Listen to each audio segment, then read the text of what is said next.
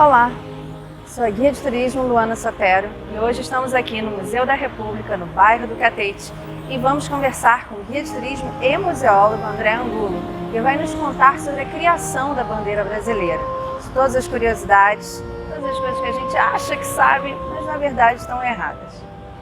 Vamos lá?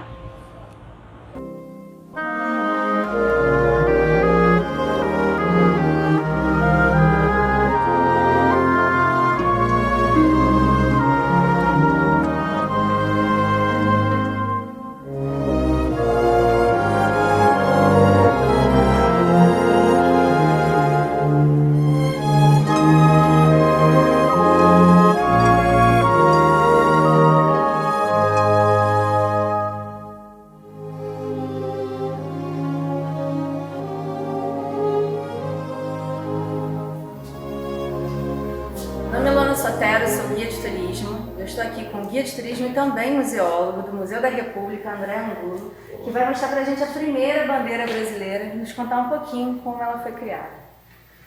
Olá, Luana, tudo bem? Olá, pessoal. Sejam bem-vindos aqui ao Museu da República. Casa essa aqui que sediou a presidência durante 63 anos, de 1897 até 1960, e que desde 1960, e esse ano está completando 60 anos de idade, que é o Museu da República.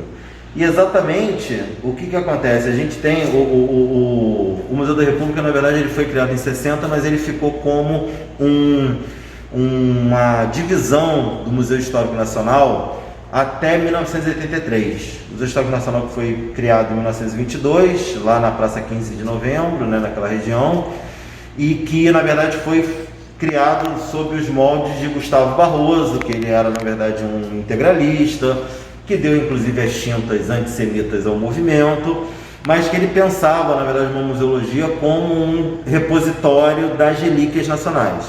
E a gente, querendo ou não, grande parte do acervo, como a gente era uma parte do Museu Histórico Nacional, grande parte do acervo foi transferido do Museu Histórico Nacional para o Palácio do Catete, que então foi criado o Museu da República em 15 de novembro de 1960, exatamente há 60 anos atrás. E daí o que acontece? A gente traz, aí se você vê assim, a relação de peças que foram transferidas, a primeira peça é a espada que o Deodoro usou no dia 15 de novembro. Então, assim, continua-se uma lógica naquele momento de o museu ser um repositório das relíquias nacionais.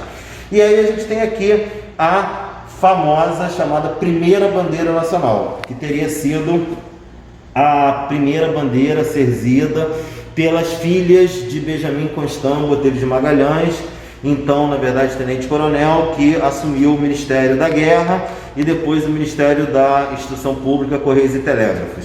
E foi o responsável pela introdução do Braille no Brasil, por isso que o nome do Instituto, do antigo Instituto Imperial de Meninos Cegos, é hoje Instituto Benjamin Constant, e que na verdade a gente tem essa peça aqui, que na verdade são fios de seda, na verdade já ela está muito detonada, ela tem 131 anos, vamos pensar assim, e ela já sofreu 2 processos de restauração, tanto que a gente vê aqui que tem uma parte verde que segura, isso aqui é novo, uma entretela verde que segura a parte dos fios de seda que são, na verdade, ainda originais dela, foi penteada e tal. E, na verdade, isso aqui, ela também, a bandeira por si, ela demanda também um instrumento de luta de uma comunidade lá de Niterói, que na verdade está numa área militar, e que um dos argumentos é que uma senhorinha lá que se erzeu essa bandeira junto com as filhas de Benjamin Constant, aí a história vai aumentando, e que eles, na verdade, eles tentam ter a posse do terreno por conta dessa história. Essa história é um dos mitos de criação para a comunidade se manter ali na área de Imbuí, ali naquela parte ali de Niterói.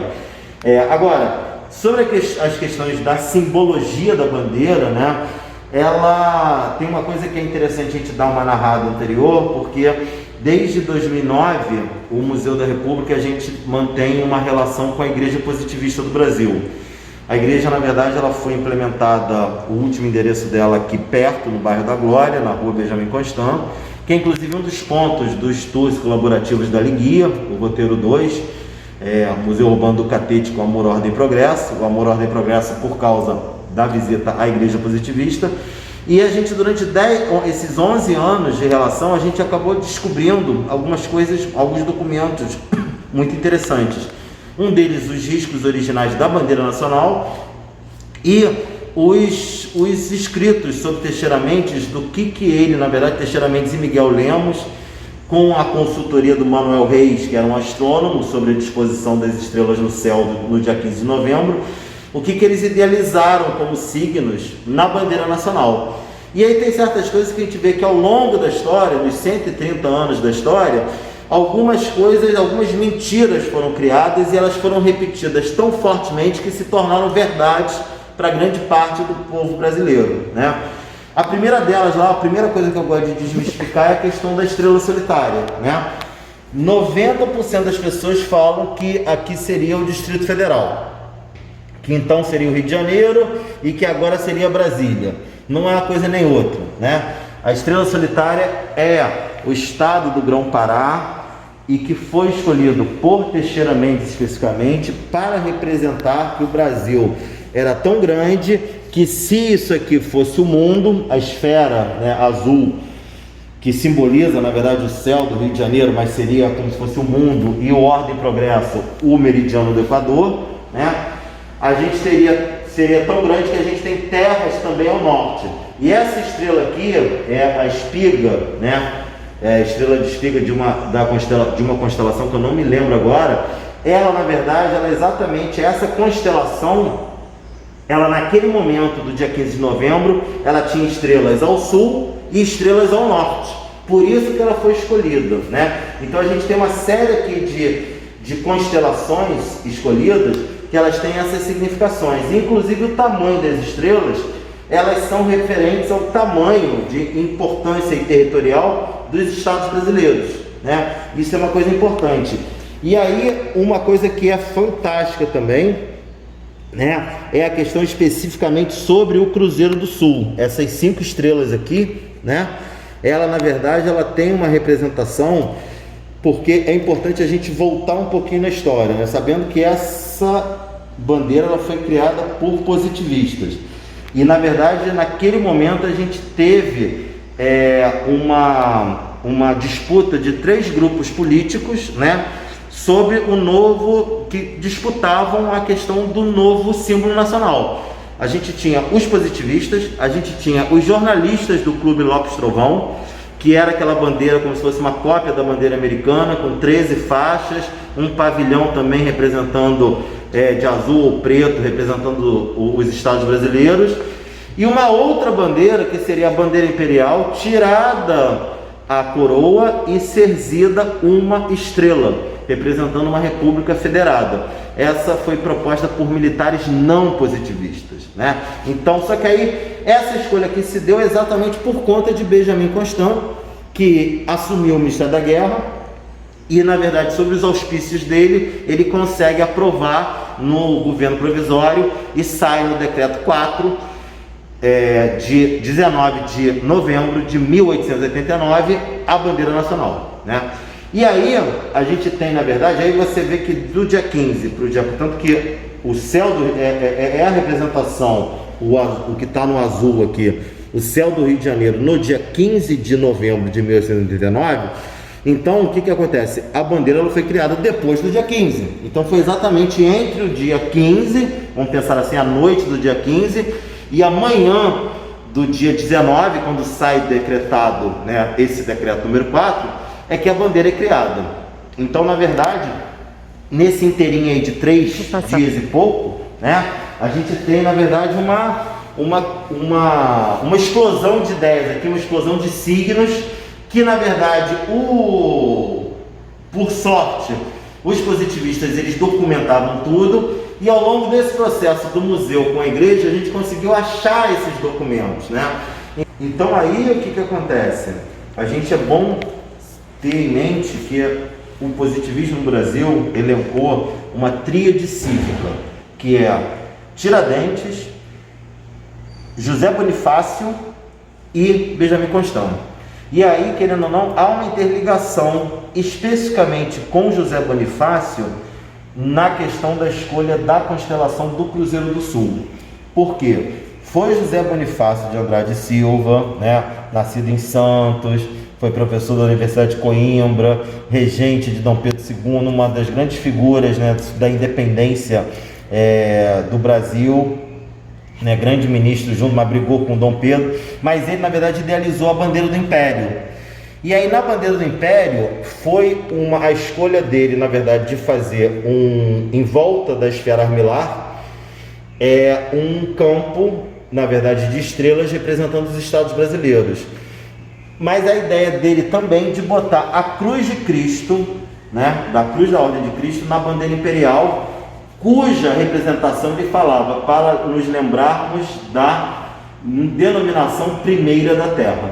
E qual era a denominação primeira da Terra? A ilha de Vera Cruz, a verdadeira cruz, e depois a terra de Santa Cruz. Então estava alinhavado os primeiros nomes do Brasil, descoberto pelos portugueses, a questão relativa à cruz de Cristo. E por isso que, na verdade, o Cruzeiro do Sul é um cruzeiro, né? É uma cruz, e que Teixeira Mendes fala de uma forma espetacular, né? Quando você olhar ao céu, estará ali contemplado tanto a pessoa do medievo, da Idade Média, né, que acredita piamente na fé cristã, assim como, né, um cientista, né, um astrônomo da atualidade. O que ele na verdade estava querendo falar ali, e que isso é importante da gente entender no positivismo, que tanto Comte na França quanto os brasileiros aqui, Teixeira Mendes e Miguel Lemos, eles orquestram tipo um sincretismo na tentativa de transpor uma sociedade católica fervorosa para a sociedade positiva. E aí isso está inserido na lei dos 3 estados de Comte, né? A sociedade teosófica, a sociedade metafísica e a sociedade positiva, né? E a gente estaria nesse momento aqui, que é um conceito de nação, um conceito de Estado, na sociedade metafísica, onde esses conceitos começam a ser formulados. Vamos dizer assim, eles tendem a acreditar numa linha evolutiva. Aquela sociedade teológica, né, seria, na verdade, de acreditar nos deuses, lembrando-se que o positivismo é uma religião, no sentido da palavra de religar as pessoas, mas uma religião agnóstica, que acredita na ciência. E daí ele transmuta essa simbologia da bandeira imperial na questão do cruzeiro para o Cruzeiro do Sul, que é uma constelação que está no céu. E é relativa também à questão da onde a gente está localizado no mundo, né? No hemisfério sul. Então essa é uma importância grande que há a escolha dessa constelação. Tanto que os principais estados do Brasil, elas estão aqui nessa constelação. A gente tem São Paulo, que é a Alfa do Cruzeiro, Rio de Janeiro, Beta do Cruzeiro, Bahia, Minas Gerais e Espírito Santo, né? Então quer dizer, o Espírito Santo inclusive é pequenininha, que é o menorzinho estado, né? Minas Gerais é maior, né? E aí Rio de Janeiro e São Paulo, questão de importância também. Então aqui está representado os principais estados de então, né, no Cruzeiro do Sul. Eu acho que essa é uma informação importante. E o que é mais interessante ainda, né? Porque aí você vê também que eles não foram os únicos donos do discurso quando a gente analisa o Decreto 4, que o Teixeira Mendes fala o seguinte, ele fala que a bandeira ela deve manter a máxima condições de signos possíveis passados, mas que há na verdade uma evolução em direção ao futuro, porque ele analisa, um símbolo deve representar o passado, o presente e o futuro de uma nação. E aí o passado, onde é que está o passado aqui? Ele fala assim, manterei o quadrilátero verde e o losango amarelo. O quadrilátero verde e o losango amarelo também foi uma escolha do José Bonifácio na bandeira imperial. Só que o José Bonifácio em nenhum momento fala que era a casa de Bragança e a casa de... Bourbon não é... Habsburgo. Os Habsburgos. Ele nunca escreveu isso. E também não sai, o Teixeira Mendes também não indica isso. Há uma outra lenda que Dom Pedro estaria usando uma florzinha dada pela Marquesa de Santos, verde e amarela, mas essa é uma lenda também. Agora, eu acho que pode estar muito baseado nessa questão sim das casas de Bragança e na casa de Habsburgo, né? Só que isso não está assinalado no decreto de criação do Zé Bonifácio, mas o Teixeira Mendes ele mantém como forma, na verdade, de morfologia, né? E ele ainda escreve no final, para nunca nos esquecermos de nosso passado imperial. Agora ele fala assim, mas alterarei o tom do verde. O tom do verde da bandeira republicana será o tom das folhagens do Palais Royal, usadas como símbolo pelos revolucionários de 1789. O que isso significa? A gente que sempre tem aquela questão de senso comum, que seria o verde das nossas matas e o amarelo nosso ouro, o verde não é das nossas matas, o verde é das folhagens do Palais Royal em Paris, que foram, na verdade, desfolhadas pela classe, né? A classe revolucionária de 1789 naquela da Bastilha, né? Lembrando-se que o positivismo está completamente alinhavado com a França, ele tem a Paris como terra santa, né? Então ele faz essa indicação com a França, que ele fala o seguinte, e também o verde também é o verde da nossa esperança. Em nenhum momento o Teixeira Mendes fala que é das nossas matas, entendeu? É isso que é engraçado. Ele fala, na verdade, que é essa ligação com a França. É as folhagens lá do outro lugar do Atlântico, né? Do outro lado do Atlântico, não daqui. Então isso é uma questão interessante. E aí isso está representando o nosso passado. O presente estaria no céu do Rio de Janeiro, né? Na troca, na verdade, da bandeira imperial, ele tirou a cruz da Ordem de Cristo e a esfera armilar e aquele entorno de estrelas, né? E botou essa abóbada, né? Que seria, na verdade, a representação do céu do Rio de Janeiro na manhã do dia 15 de novembro de 1889, né?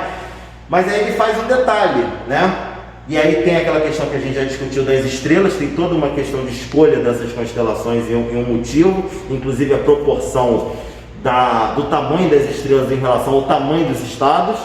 E aí quem faz esse mapa é um astrônomo chamado Manuel Reis, em conjunto com o Teixeira Mendes e Miguel Lemos, né? Mas ele fala uma coisa interessantíssima, apesar de não estar aqui, o azul está bem esmaecido da primeira bandeira, a gente sabe que isso aqui é azul, né? Aqui tem um tom de azul. E ele fala o seguinte, mas o tom de azul será o azul da cruz de Afonso Henriques, o primeiro rei de Portugal. O azul da bandeira de Afonso, o azul da cruz de Afonso Henriques foi usada, na verdade, ao longo de quase 1000 anos na bandeira portuguesa. Ela está presente hoje nos pequenas torrezinhas que tem no brasão português. E ele fala, e no final ele fala o seguinte, para nunca esquecermos de nosso passado colonial. Então, quer dizer, tem a bandeira brasileira, ela está, na verdade, tentando fazer uma aliança, né, com dois países, França, por um motivo, na verdade, do positivismo como terra santa, e de Portugal, né, que seria, na verdade, o descobridor. Então, ali ele está alimentando, na verdade, né, é uma estratégia, na verdade, dos dois também, de fazer com que saia-se da sociedade metafísica para a sociedade positiva, onde as barreiras de estados cairiam, o centro do mundo seria Istambul, que seria a capital do mundo entre Ocidente e Oriente. Essa era a grande ideia propagada por Conte, né? E daí a gente ainda tem na bandeira a questão específica, que é uma outra discussão sobre onde está o futuro, né? O futuro estaria na divisa Ordem e Progresso, né? E aí o Ordem e Progresso, a gente tem uma grande discussão hoje, né, dentro do Congresso Nacional, inclusive, que seria, na verdade, uma redução, que eles reduziram. A frase original é o amor por princípio e a ordem por base, o progresso por fim. E aí sai uma máxima positivista, que é ordem e progresso. Assim como tem outras máximas positivistas, como viver às claras e viver para o trem. Mas essa aqui as pessoas sempre perguntam, mas por que não tem o amor? Por que não é amor, ordem e progresso, né? Na verdade, tem-se uma discussão filosófica. Os positivistas defendem arduamente que o amor, na verdade, é uma indicação, o que é importante é a ordem e o progresso, Mas a questão é que hoje, no Congresso, a gente tem um projeto de lei na Câmara dos Deputados, de iniciativa do deputado Chico Alencar, para introduzir o amor, e no Senado Federal, um projeto de lei do Darcy Ribeiro, né, falecido já, que também inclui o amor, ordem e progresso. Então são iniciativas de 2 parlamentares do Rio de Janeiro para a introdução do amor na bandeira nacional. Exatamente, isso aqui estava enrolado numa prateleira, na escrivaninha do Teixeira Mendes, né? Do autor e na época do líder da Igreja Positivista. Então, ele, ó, a gente vê aqui o Cruzeiro do Sul desenhado, né? Então, ele mesmo que fez os desenhos, né? Sim. Ou pediu para alguém, né? Assim, pode estar assim. Aqui já estava cortado, você vê que ele foi reintegrado o papel, né? Só tinha esse pedaço aqui, estava bem detonado, bem acidificado, né? Mas foi feita uma coisa assim bonitinha com compasso, né? A questão do tamanho das estrelas nesse papel milimetrado deu meio que... Eu acho que os caras inclusive piraram e fizeram uma coisa do tamanho dos estados em relação à proporção de área, entendeu? Será uma coisa interessante. É possível, porque ele utilizou um papel milimetrado para isso. Aí o papel milimetrado você tem como ver, assim, ó, o estado tem 8 mil quilômetros quadrados, aí dá para fazer essa proporção em relação aos outros, né? Porque agora, isso em 3 dias, né? Mas assim, os caras eram meio perturbados, é possível que você vê que tenha diferença das estrelas, né? O negócio é fazer esse tamanho e achar a estrela correspondente, né?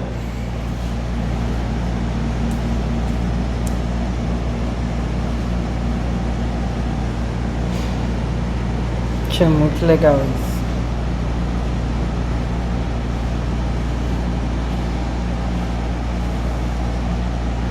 A riqueza de detalhes é impressionante.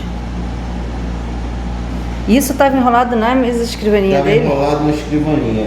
Fui eu que achei, inclusive, esse papel aqui. Eu tenho muito orgulho disso. E pertence à Igreja Positivista. Ela está em depósito temporário. E mais uma coisa que é interessante. Ali é o fascículo, a bandeira nacional, que é um dos 500 e poucos fascículos de assuntos diversos que os positivistas escreveram. Um deles foi exatamente sobre a bandeira nacional, né? Eles, na verdade, ali especificando todos esses signos e principalmente rebatendo as críticas que houve da bandeira em relação à questão do céu mesmo. Essa representação idealizada do céu do Rio de Janeiro é uma loucura, porque as pessoas falam que as estrelas estão invertidas, aí fala que na verdade é para você olhar como se você estivesse olhando de cima e não de baixo, e a Igreja Católica massificando muitas críticas para tentar trocar a bandeira nacional. Inclusive, logo no governo Floriano Peixoto, ele dá uma permissão para um deputado para fazer um projeto de lei que alterasse a bandeira. A nossa bandeira seria uma bandeira com 3 cores, vermelha, preta e branca, que seria a bandeira do PTB, na verdade, Partido Trabalhista Brasileiro, Partido Getúlio. Ele pega isso porque seriam as cores das raças formadoras da sociedade brasileira. Aprovar só na Câmara, tem que aprovar em cada Casa Legislativa dos 21 estados. Aí o que já é difícil aprovar em um, imagina aprovar em 21. E aí o negócio se perdeu, e Floriano também estava com outras coisas que fazer, né? Tipo uma revolta da Armada, o cara brigando com a Marinha, bombardeando o Rio de Janeiro, e a revolta federalista lá do Sul, mais uma vez os gaúchos tentando independência, né? E lógico que o Floriano não foi no amor, que ele consegue tirar 200 mil pessoas do centro da cidade do Rio de Janeiro e resolveu o problema lá do Sul, né? Então, e aí a gente sabe porque em 131 anos agora que a bandeira nacional continua a mesma. Logicamente que teve decretos posteriores, e um decreto é muito interessante de falar, né? Porque a gente pode pensar o seguinte: André, mas se a estrela de cima é o Pará, por que quando foi criado outros estados, não se botou esses outros estados, tipo Roraima, tipo Amapá, em cima também? Na verdade foi uma escolha, e se eu não me engano essa escolha foi um decreto de 1974, que aí na verdade se fala o seguinte: não, a gente vai manter o Pará porque o Pará é o maior estado, é a maior área, né, no hemisfério norte. Então fica isso como simbologia, fazendo uma referência à ideia do Teixeira Mendes. E aí se escolheu o resto dos estados e na parte aqui de baixo. Agora isso leva a crer, hoje, isso faz com que aquela mentira propagada meio que seja uma verdade, de que aqui seria o Distrito Federal, porque você não tem outros estados ao longo, né? E aí, na verdade, por conta disso, né, a gente, na verdade, vai se criando algumas fake news, elas se tornam sustentáveis, né? Mas quer dizer que até naquela época tinha fake news, né? Não, na verdade, a República, né, a grande história que a República ela foi proclamada de fato, foi uma fake news, na verdade, dita por um jornalista para o Deodoro, né, que o Quintino Bocaiúva vira para ele e fala: olha, o Dom Pedro II, ele tirou o Ouro Preto do gabinete de ministros, mas botou o Silveira Martins. O Silveira Martins foi um cara que teve uma disputa amorosa quando o Deodoro foi presidente do estado do Rio Grande do Sul. Na época se chamava presidente ou governador, mas presidente do estado, e ele, na verdade, eles disputaram o amor de uma mulher, e na verdade quem levou a melhor foi o Silveira Martins, né? E daí ele, quando o Quintino Bocaiúva fala: olha, foi o Silveira Martins eleito, que não foi, que na época não tinha acontecido, o Deodoro, acamado, fala: então diga ao povo que a República está proclamada, entendeu? Então acontece isso esses 4 dias, né, entre o 15 de novembro em si, a quartelada militar que acontece na centro da cidade, e a instituição dos símbolos nacionais, acontece muita coisa nesse meio do caminho, né? E é uma fake news, na verdade, usada para, né, a maior autoridade do Exército, o Marechal Deodoro. Lembrando que essa galera, né, Deodoro, Floriano, Benjamin Constant, essa galera vem de uma guerra que foi uma guerra fratricida, uma guerra, na verdade, que a gente destruiu o Paraguai, e até hoje o Paraguai é subdesenvolvido por conta do que fizemos de 1864 a 1870, né? E na verdade aí foi uma escolha principalmente do imperador brasileiro de querer a cabeça do Solano Lopes, porque em 1865 o Caxias falou: nós já dominamos o território.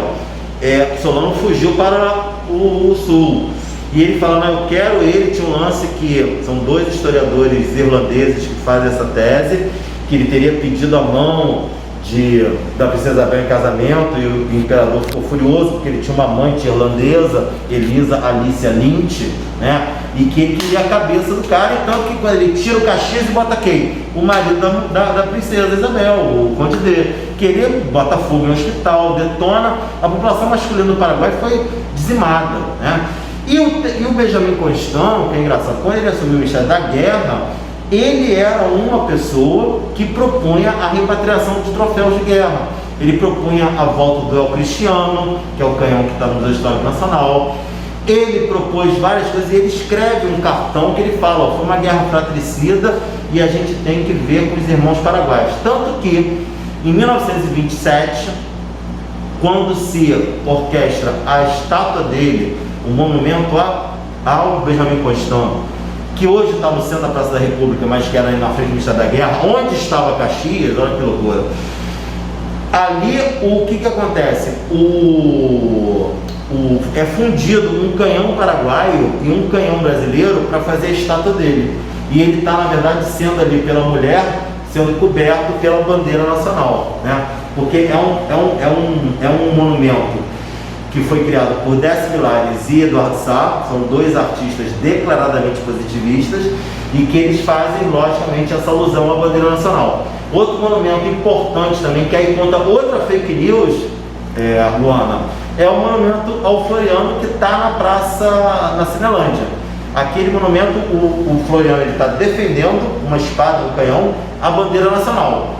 Só que aquele monumento é de 1910, ele morreu em 1905, então foi um monumento proposto pelo Clube Militar, num concurso público. O Eduardo Sá ganha, leva, e ele faz isso. O Eduardo Sá, ele faz um quadro chamado A Morte Floriano, que cobre a República, cobrindo ele com a bandeira brasileira, com a bandeira nacional, E essa peça, né, essa escultura, esse monumento que está na Cinelândia, ele defendendo a bandeira. Mas o Floriano é o mesmo que propõe a mudança da bandeira. Então, os positivistas também têm essa coisa de desenhar a história. Redesenhar a história, porque se ele queria mudar a bandeira e de repente bota ele com a bandeira... Exatamente, não mudou a bandeira, né? Ele não mudou, e aí se bobear tá essa questão, que legal, ele não mudou a bandeira, que bonito, entendeu? Mas ele é o consolidador da República, né?